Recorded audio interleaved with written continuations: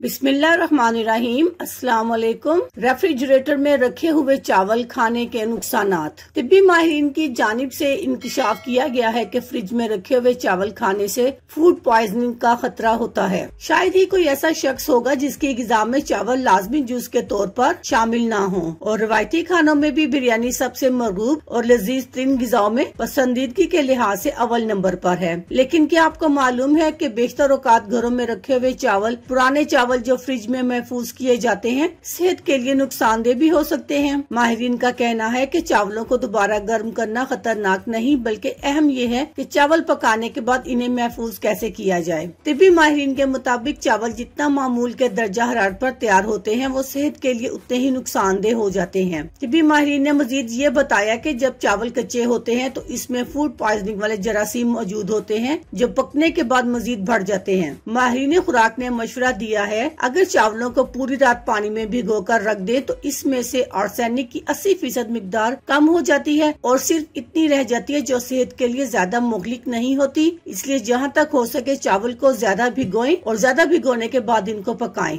अल्लाह हाफिज, शुक्रिया।